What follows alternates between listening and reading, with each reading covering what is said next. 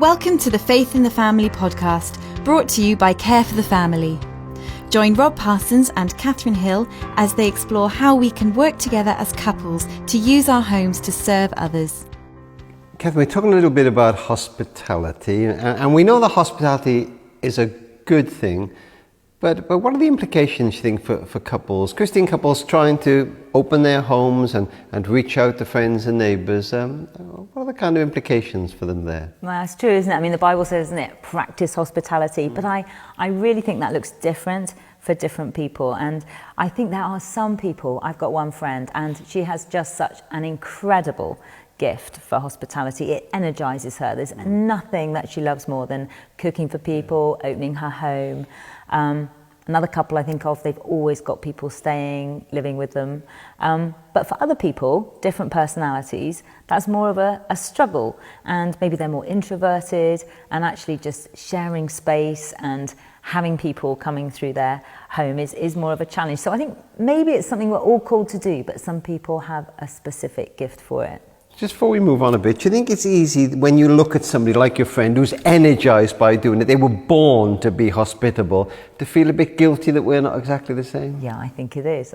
Because we know it's a good thing and we want to be welcoming people into our home. But like all these things, we need to just be true to who we are and the gifts that we have. Okay. And I think it's about our attitude. Now, I think we can sometimes be, we fall into thinking that it's about cooking cordon bleu food, having an incredibly tidy home. And actually, when you think about the homes that we feel welcome in, they probably aren't the very, very tidy ones, and the food isn't always just that sort of cordon bleu thing. It's about the attitude, the fact that it's relaxed, the fact that we feel welcome, that we feel loved, that we feel listened to. I think those are all the qualities that matter. Do you know, as you spoke, we've had lots of lovely people, extend hospitality to us. Some of them are very, very grand homes. But if you ask me what is my main thought when that word comes to mind, it's of a couple, Arthur and Margaret, who when we were teenagers opened their home to us. I say their home, they had 2 rooms in his mother's house. They had no money, but they invited us kids in, and they bought us fish and chips, and they erected a tiny tennis table in their home and for us. And our home was their home, and their home was our home. We felt not only just welcome, but just part of that somehow, This couple changed our lives. That is amazing. And we can invite people into our home, and I think we can be modelling something for people maybe that don't have family. We can be modelling family. Our marriage itself can be modelling something to them. But I know I love having people in our home, and I love sort of having people around for meals and things like that.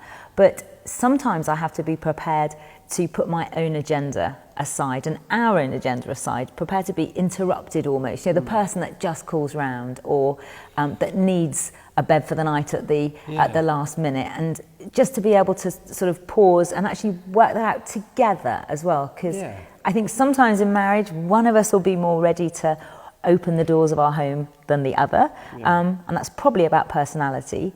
And so how do we do that in marriage? How do we make sure that we're on the same page? In our marriage, that's Diane. Diane is so hospitable. She's a social animal. She loves all that. And to be honest, I don't think it's that I'm not hospitable. I just find that one-to-one thing a bit harder. But I think Di pushes me a bit towards that. And if I make a bit of an effort, normally we have an incredible time, and we've built some wonderful relationship to that. But you're so right, it comes easier in our case to Diane than it does to me. But it's worth the effort, isn't it? It really is worth the effort, and like you say, worth I think working at it together. We recently there was a young couple that had come over to the UK from New Zealand, and it was 2 weeks before we've had 3 of our kids get married in the space of a year, and it was 2 weeks before one of the weddings. And Richard came back from church and he said, "Oh, by the way, I've just met this couple and I've invited them to come and live with us for a few months while they find somewhere." And I went mad. I think, what were you thinking of? It's our busiest time, etc., etc. Anyway, we had words, we sorted it out. But, do you know, that couple were such a blessing to us in the end. When we both made the effort, they were just incredible. Now, they might not have been, and we'd have had to work that through, but they helped with all the wedding stuff. They were lovely to have around. They were considerate, and they actually blessed us. And I think sometimes when we step out like that, we actually benefit as well. And I think the key, and it took us a while to get this, is that people feel at home in your home. You know, when you're first married, you're hospitable, but really you're trying to impress your friends. So they come on for a meal and you have a lovely table and you're worried about what the food tastes like, and you're really being hospitable, but you're trying to, well, in our case, impress our friends that we could do this stuff. And then it's not that you come to not care, but you realize that people just want to be with you and they want to kick their shoes off, and it doesn't matter if the house isn't tidy, it doesn't matter if the food's a disaster, they want to be with you. And I think once you unlock that key, the key to true welcoming, you perhaps unlock the key to hospitality. Yeah, no, I think that's absolutely true. It's about our attitude, isn't it? It's about the welcome. But interesting, you know, if there are kids as well, if we have kids in the home, I know we often would have people back after church for Sunday lunch, and quite often there was a period of time when I just felt our kids were getting the short end of the straw, really. So we were busy cooking, and then we were talking to people, and you know, they were sent off to watch TV or do their own thing. And we had to make a few decisions about, we would definitely still want to have people, but we had to guard that time for our kids as well. So they were included in that. So they understood hospitality as being a good thing and not just something when they were pushed out the way. How do you think you do that, though, say in a marriage situation where perhaps, imagine, for example, it's the wife in this case, who is more hospitable, as in ours, and the husband finds that a bit more difficult, but the wife really wants to do it, and how do they find better than a compromise? How do you move forward in that? They find a third way, I think we talk about, don't we, in our marriage things. But I think it's about conversation. I think it is about both understanding each other's needs. So if one is more of an introvert, they'll probably want to lie down, you know, after they've had an evening of talking to people they don't know very well. Sometimes I lie down in the middle. I go upstairs and I just lie on the bed for 5 minutes and I come and get energized and get back to honestly. And I think it's understanding that, isn't it? Because if we can understand each other, then so the one that is maybe more introvert, understanding that this actually feeds the extrovert. I mean, we're talking about extremes here, but it's about communication, it's about planning, and it's about trying to work what works for us together rather than just for one or for the other. Do you know, I said to Di a couple of years ago, darling, I sometimes think I'm a bit selfish. And I honestly thought she'd say to me, Rob, you're the least selfish person I know. What she actually said was, well, we're all a bit selfish.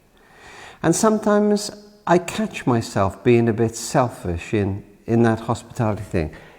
I just want space. I spent all my life, I just want that space. And not resent, that would be too strong, but to open that door and to genuinely welcome is something that sometimes I just have to do. And you know, I'm comforted in a way by that. The Bible talks about love sometimes as just doing stuff, not feeling it, doing stuff, welcoming people. But if you look back and think of all the homes that were truly hospitable, whether they were 2 up and 2 down or mansions, what would be the key ingredients for you of a home like that? I think it would be at homes where you didn't feel that you had to be anyone other than yourself, where the people there were interested in you, where they put your needs first, where you felt you could be at home, I think, being at home. We can take that to extremes there. I think my husband's he loves having people around, but he's totally himself. So he'll think nothing of halfway through the time just going off and reading the paper, or one time in the middle of Sunday lunch, he was mowing the lawn. I said, what are you doing? And he was, well, you know, we'd finished.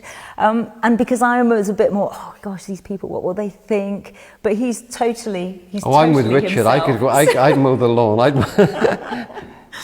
Some years ago, we had a bit of an unusual experience of hospitality, really. We had a guy knock our door. We were going to be married a couple of years, and slightly educationally challenged, lived in a care home all his life, practically homeless, and I invited him. He had a frozen chicken in his hand. I'll never forget it, a winter's night, and Dan said, "Where'd you get your chicken?" He said, "Somebody gave it to me for Christmas. You should come and I'll cook it." And he stayed that night, and he stayed Christmas Eve, and he never left. So he's lived with us for over 40 years. The kids are gone now, but Ronnie is still with us. He's older than I am. And you said earlier that you get quite a lot out of it. Now, of course, there have been challenges, but Ronnie is part of our family. We love him, and we have got from each other. Our kids have been brought up in an extended family. They've learned to live with Ronnie and knock the rough edges off each other. So there are compensations, but it's been quite a journey. I bet. And I think maybe that's one of the other keys. This isn't just about having people that we like, who are like us round. It's sometimes extending that welcome to others as well, who maybe, need our love and support a little bit more. Do you know, a moment ago you used the lovely phrase, people, I asked you what were the highlights of homes that were hospitable, and you said, they take an interest in you. That's a wonderful thing, isn't it? To actually have somebody once said to me, the greatest compliment you're going to pay another person is look in their eyes when you're speaking to them. Not the television behind them, but to go into a home where people are genuinely interested in you and what's going through, isn't it? Is an incredible thing. It's interesting, isn't it, when we think of that word hospitality, I think so often we think about food, we think about meals, we think about people coming round and us sitting around the table, and of course that is a really important part of it. There's more to it, but that is important. And I think it's good to work out in a marriage, how do we do that together so we're on the same page, so one doesn't feel resentful that they're having to do all the work. And I think it's about gifting, it's about seasons of life. When I was at home with our kids, and if we had people around for a meal, it was obvious. I was at home during the day. I could go to the supermarket, I could buy the stuff and cook it. But then the kids have now grown up and left home, and Richard is actually a really good cook. And so for us, we now do that very much more together. But we didn't used to, because we just got into that way that I would do it. And then I thought, hang on a minute, why am I doing this? I'm getting home at 6 o'clock as well.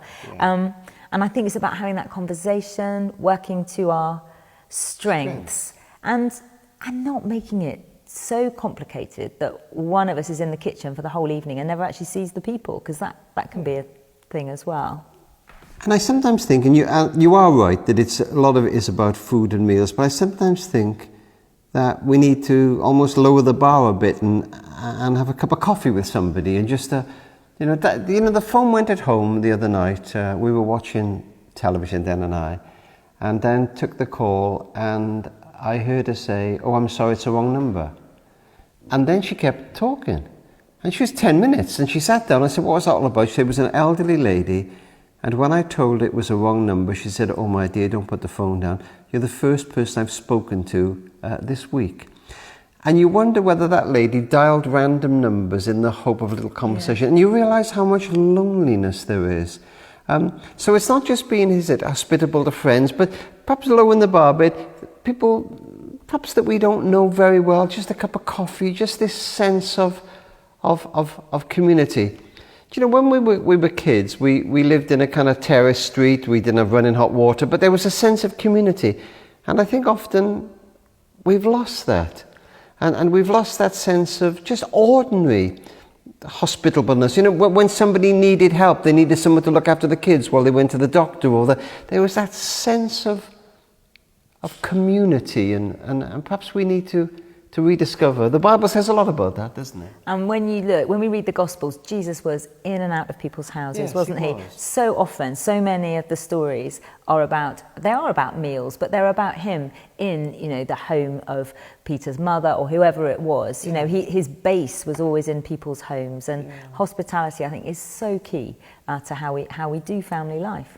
There's that fascinating story, isn't there? You remember Lazarus and his two sisters, and Mary is at his feet, but Martha's running around doing it all. And Martha says to Jesus, "Why don't you ask Mary to help me?" And Dan says to me, "Do you know, I have some sympathy with with Martha."